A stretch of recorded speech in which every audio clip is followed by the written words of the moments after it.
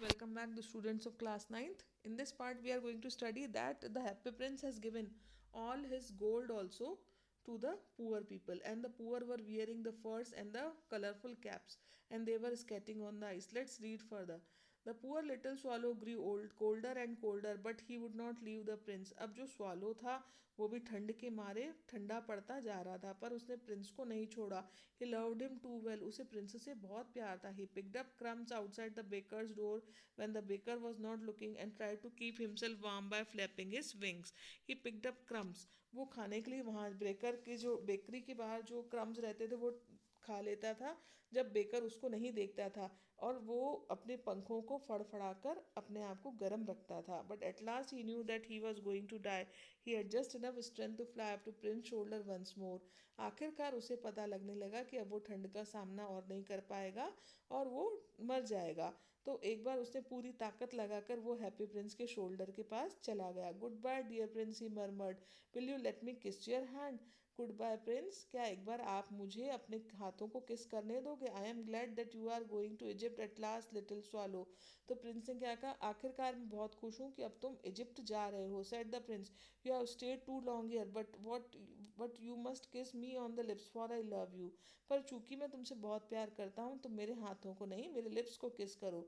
It is not to Egypt that I am going, said the swallow. I am going to the house of death.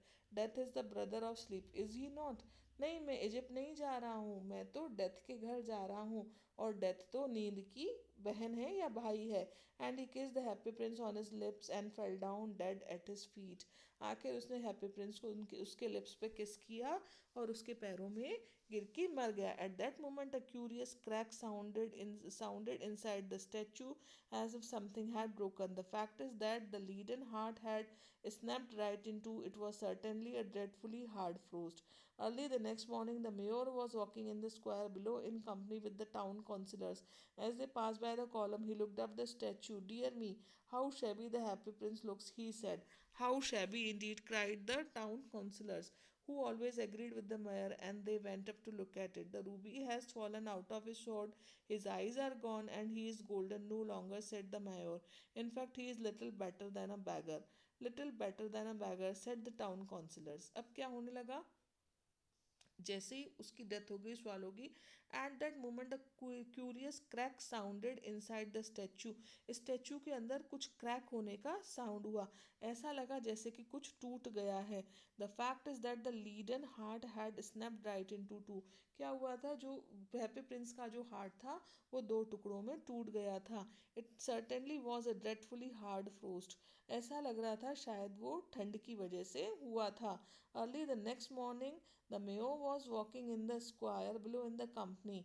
अगले दिन क्या हुआ? जो mayor थे, वहाँ के एमएलए थे, वो वहाँ पर अपने काउंसिलर्स के साथ घूम रहे थे, और जब वो उस चौराहे पर आए जहाँ पे वो स्टेचू खड़ा हुआ था, तो उन्होंने क्या कहा? Dear me, how shabby the happy Prince looks. ये हैप्पी प्रिंस का स्टेचू बहुत ही बेकार सा लग रहा है. How shabby indeed. और टाउन काउंसिलर्स भी उनकी हाँ में हाँ मिलाकर कहने लगे कि बहुत शेबी सा, बहुत बेकार सा हो गया है, और वो उसे देखने लगे. The Ruby has fallen out of its sword.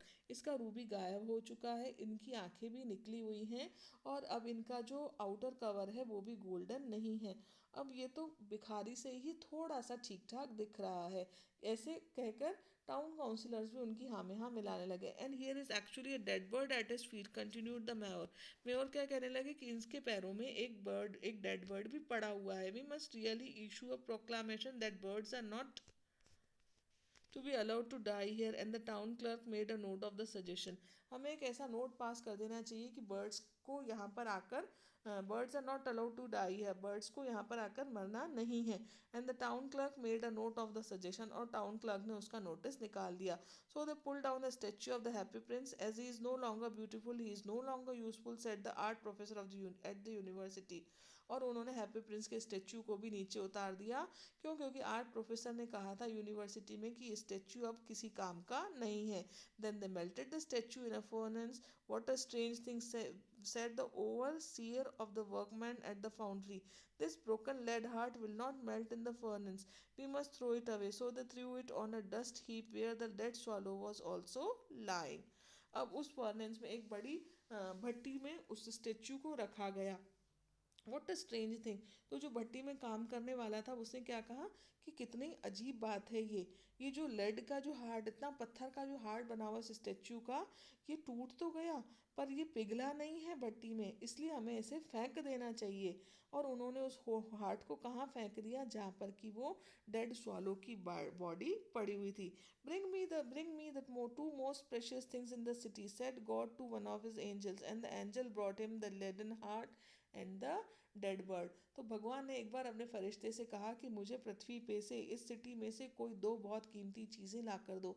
तो फरिश्ते ने उसे वो पत्थर का दिल और वो मरा हुआ स्वालो ला कर दे दिया। You have rightly chosen, said God, for in my garden of paradise this little bird shall sing for ever more, and in my city of gold the happy Prince shall praise me.